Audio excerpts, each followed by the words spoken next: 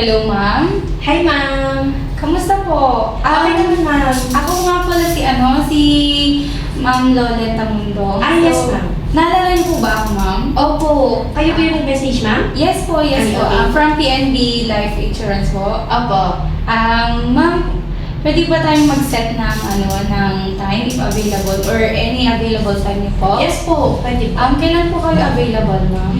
This week, ma'am, siguro sa ano na lang, ma'am? Tomorrow, ma'am. Sige. Anong oras, ma'am, if ever, ma'am? Mga after lunch na lang, ma'am, siguro. Mga 1:30, ganyan. Sige po. So, anong location tayo, ma'am? Kayo, ma'am, saan po Or tayo? kung if ever man po, pwede naman po dito sa office natin. Sige, ma'am. Okay na Sige po. po. I-update na lang po kita kapag, ma'am, ha? Okay, Para ma'am. ma-discuss ko po sa inyo yung mga dapat yung malaman pagdating sa, sa investment. po Sige na gusto. po. Okay, sige po. Thank you, Thank you ma'am. po.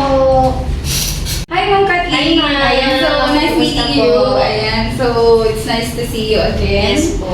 Ayan, so kamusta po, ma'am? Okay naman, ma'am. Anong pinagkakabisihan natin ngayon sa buhay? Ngayon, yun nga, nasabi ko sa inyo na may business ako, ma'am. Mhm. Small cafe po. Yes po. Wow, ganda naman. So, ilang taon po kayo, ma'am? 30 po. Kailan po kayo nag-start na mag-invest ng sa business? Sa business, nung since 2019. Tagal na din na. So, ano po, ma'am? Single or married? Married na. Ayan. So, ilang anak or ilan na po yung anak? May dalawa na akong anak. Isang 4 years old, tsaka 8 years old. Mga bata pa. Mhm. At your young age, meron ka Yes. ng anak, tapos may business ka pa. Yes. So, nice one. So, yung asawa niyo po, ma'am, anong OFW. Oh, really? Yes. Saan po siya nag-work, ma'am? Sa Saudi. Wow! So, ano yung ma'am? LDR talaga kayo? Oo, mula nung kinasal kami, pagkatapos kami ikasal. So, ilang years na pala months kayo ng asawa? Magti 10 years na. Wow! Keep fighting. Ayan, so para sa Kailangan ayan, sa future. Ayan, so by the way, ma'am, so nandito tayo to discuss about your plan. Yes po. Ayan, so mayroon po nag-refer sa akin kasi na you are very interested when it comes to investment. Yes. So, by the way, ma'am, so papakilala ko lang po, ma'am, yung about sa company natin, kung sino nga po si Allianz. Okay, so as you can see po, dito po sa presentation natin, first, number 1 insurer po siya. So, most sustainable insurer. Okay, so sa worldwide po tayo. Kahit i-google niyo po sa ating Google, ayan. Patry So, na. yes, i-google niyo po kung sino po yung number 1 insurance pagdating po sa assets. Ayan po. And, ano po lumabas, ma'am? Worldwide. Yes. Ay, legit nga, ma'am. Yes, ganyan po. na. Yan. So, ganyan po, kaganda po ng company natin. So, as you can see po, we have 144,000 employees, more than 70 countries, and isa na po ang Philippines dyan. And present po siya in 77 countries, serving 92 million customers worldwide. And trusted partners since 1890. So, imagine po, anong year na po ngayon? So, 2025. So, yes, since 1890 po, meron na po at trusted na po talaga si Allianz. And subok na po kasi imagine po, top 43 among the world's top 50 brands in the universe. Ayan, so, yun po. Next is, ma'am, aware po ba kayo or ano pong nakikita niyong number dito? 28,000. Ano favorite number niyo po? Ako, 8.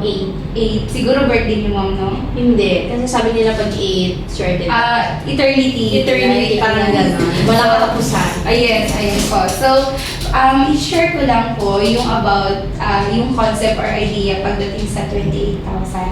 Okay, so, according to the study po, sa average lifespan ng isang tao ay mayroong 76.71 times po natin yon sa 365 days in a year. So, means to say, sa average person ay meron lang pong 28,000 na araw dito sa mundo. So, as you can see po, pwede tayong umabot ng, let's say, imagine na abot tayo ng 8 years. Okay. So, sa buhay po ng tao, ma'am, meron pong quadrants. Okay, according to study po, yung buhay natin ay nahati sa 4. So, which is 0, year 0 or from 0 to 20 years old, and 20 to 40, and 40 to 60, and 60 to 80. So, dito ma'am, sa 0 to 20 years old ka, sa tingin mo, ano yung mga ginawa mo noon? Naglalaro, nag-aaral. Ayan, naglalaro at nag-aaral, tama po. So, at that age po, or yung level po ng buhay natin is nag-aaral and then at the same time naglalaro. So, we are depending from our family, right? Yes po. So, wala po tayong trabaho dyan. So, dito sa 20 to 40, ilang taon ka na ulit, ma'am? 32. 32. So, nandito na tayo sa quadrant na to. So, ano yung, syempre, nag-work ka na, may family ka na, right? May asawa ka na po. So, dito po, nandito po yung mga first natin sa buhay. So, wherein, meron kayong first child, tama? O kaya, syempre, ayun, nabanggit mo kanina, dalawa na yan. Dalawang anak ka na. Sana all. Then, sana all. So, ayun po, dito na po sa 20 to 40, nandito po yung buhay natin na makakapag-asawa, may family, ayun, ikaw nga, business-minded ka, may investment ka na. So, ayun po, and then dito po yung time na gusto mong mag-put up ng mga business, ganyan. So, dito po sa 40 to 60, dito na po yung mga second part natin. Okay, wherein, syempre yung cafe mo, pwede pang madagdagan yan, tama? So, siguro sa 40 or mga 45 years old ka na, siguro may mga branches na po yan mga, Sana. siguro, di ba? O, i-claim na natin yun. Yun, so meron ka ng, yung mga anak mo, dito na yung part na mapag-aaral mo sila sa college, tama? Tapos may mga, syempre dito na, pwede kang bumili ng mga car mo or second car mo if ever man, ganyan. Tapos yung investment mo, marami na branches. So dito po, sa 60 to 80, ayan po, ayan. So, syempre, ano kaya sa tingin mo, ma'am? Ano mangyayari sa 60 to 80, ma'am? Praying na nakarelax na lang tayo. Yan, retirement din. Syempre, nakauwi na rin siguro yung asawa ko. Yes, oo. Hindi naman habang buhay mo. Nandun siya, tama.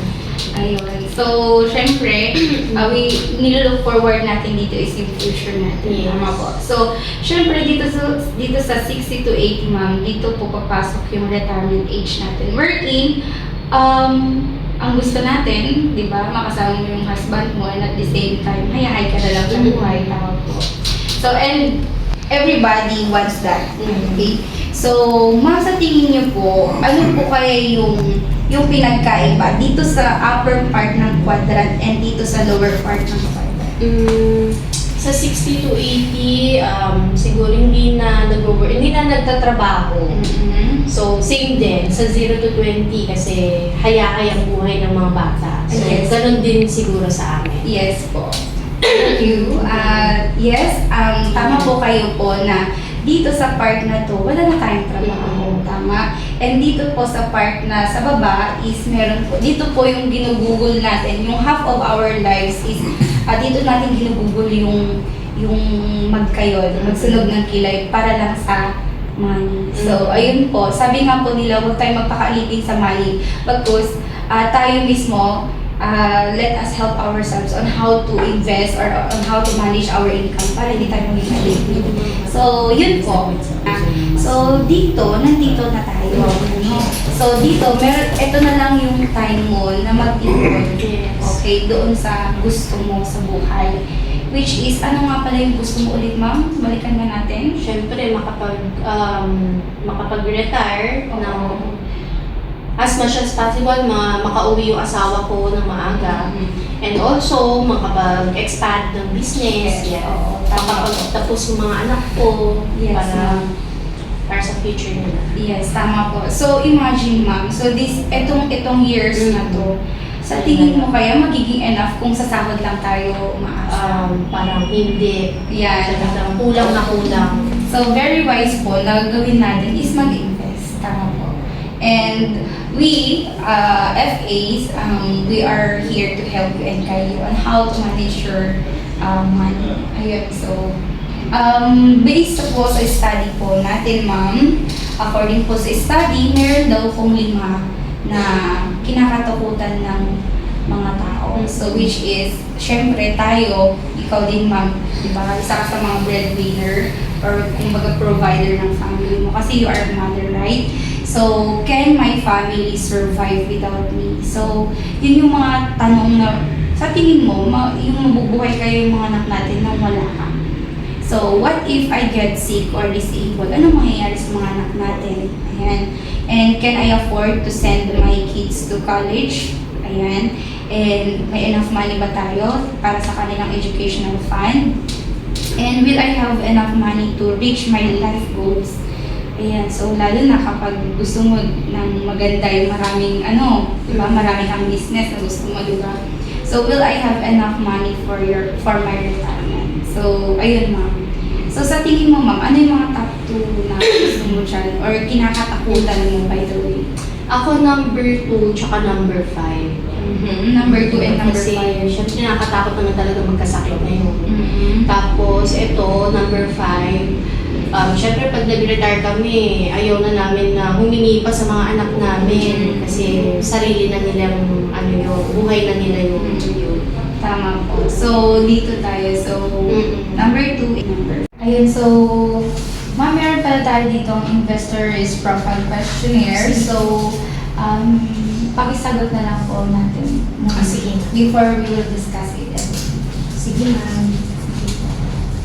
Diyan po natin makikita yung ano ba talaga yung pananaw mo pagdating sa mga investments like that.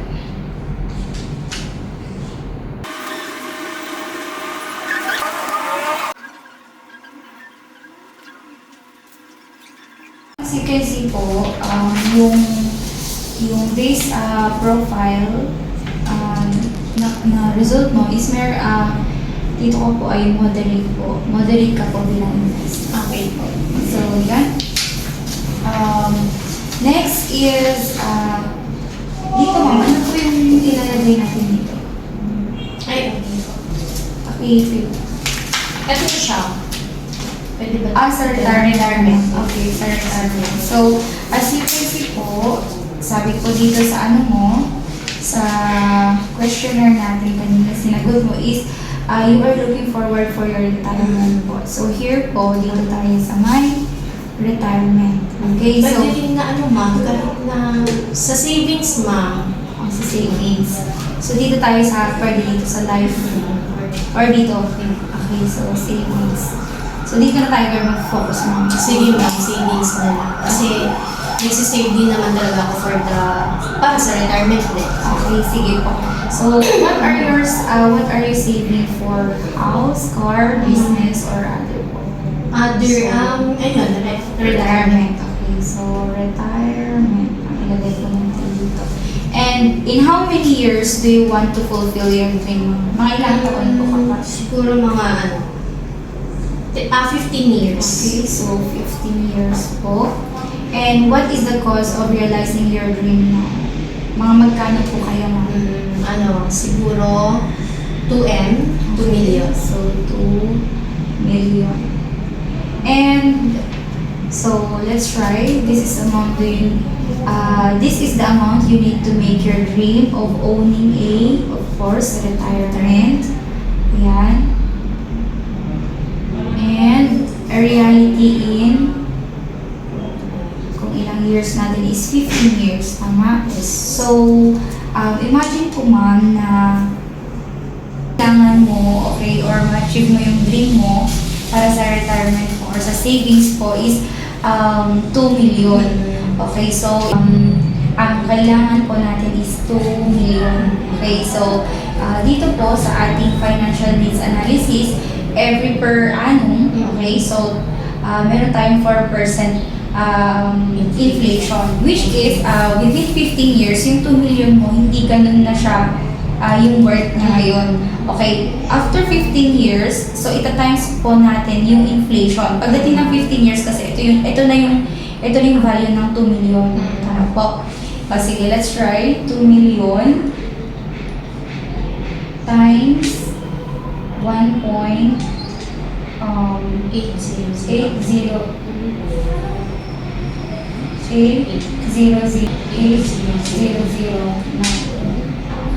Okay, after 15 years, magiging 3,601,800 na po. Ang kaya mong iset aside kapag nagsisave Siguro ano na lang, 5,000 monthly. 5,000 monthly. So, yung 5,000 monthly mo po, ang target natin is 3,601,800 pesos. So, sa tingin mo, kaya na kaya yun after 15 years? Parang hindi. Okay, so gawa tayo ng policy mo. So, anong full name mo, ma'am? Kathleen Malapitan. Okay, Kathleen. Ano pong middle initial mo, ma'am? R. Or Malapitan.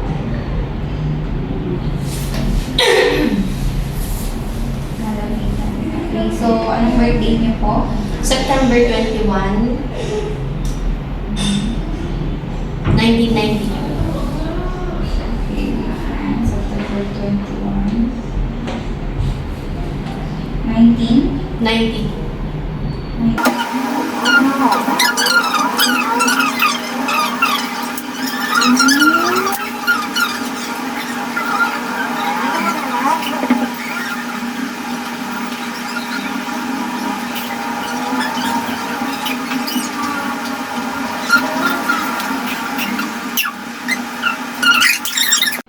Okay, so yung part po natin, ma'am, yung insurance natin na pwede nabagay sa'yo, okay, so base po sa mga kagustuhan mo is Aspire Growth Pro, okay, peso. So, dito po, just in case po na nawala po kayo, okay, pwede po yung mga beneficiaries mo or yung family mo makakatanggap po ng 2,500,000 pesos. Okay, so, ang type coverage din po ng plan or plan riders po doon sa in-invest nyo po is accidental death and dismemberment. Ibig sabihin po kapag just in case namatay kayo due to accident or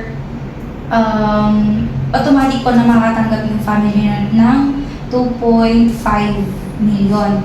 Okay, pero just in case po na nagka-accident kayo tapos na kunyari nabalian po kayo ng mga part ng katawan ninyo. So, may mga percentage din po yun. Depende po doon sa part ng body nyo na nadali. Okay, so, yun po. Meron din po tayong critical illness, 100 riders peso. So, pwede po kayo, insured po kayo ng 2.5. Okay, so, ito po yung modal premium po natin or ano po yung gusto ninyo na mode of payment po ninyo. Meron po tayong monthly. Pag monthly po, meron kayo, ang babayaran niyo po is 41,666.67. Pag quarterly naman po is 125,000.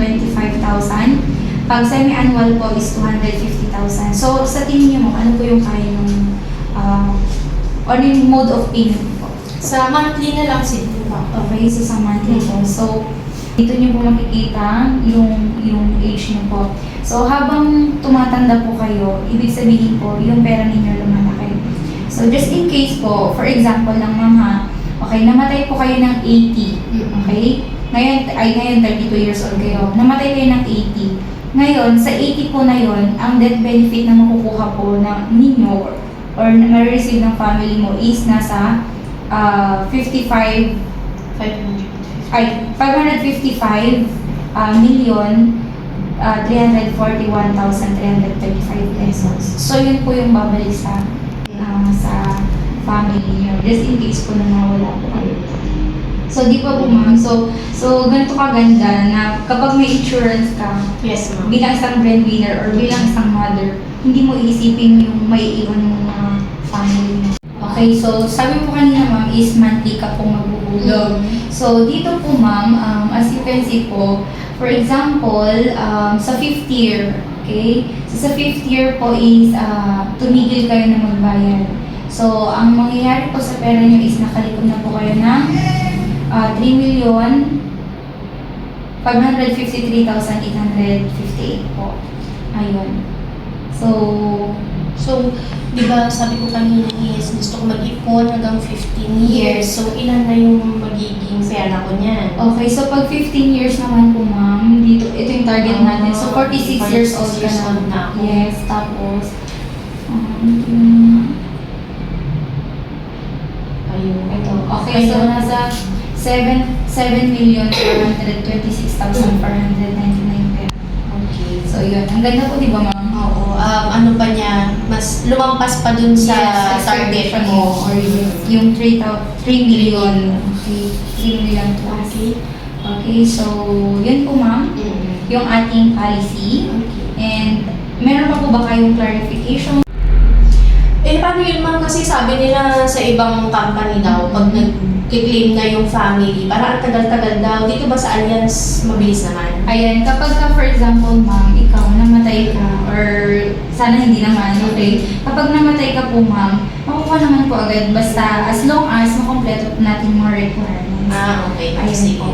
So, ma'am, pwede ko po bang kunin yung ID niyo? Sige ma'am. Ayan. Tapos, ma'am, kung meron na po kayong, pera dyan, na, para mas mabilis naman po yung... O sige ma'am. Pwede naman. Meron naman po akong cash dito. Oh, yan, sige. Ito ma'am yung ID ko.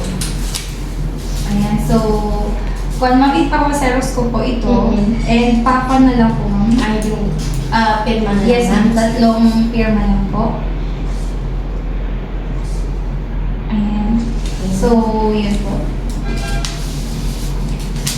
Update ko na lang po kayo kapag ma'am, Yes, ma'am. kapag nalakad po natin ito, and kung may deposit ko na rin po yung pera ninyo. Okay, ma'am. So, thank you so much, ma'am. Thank you po.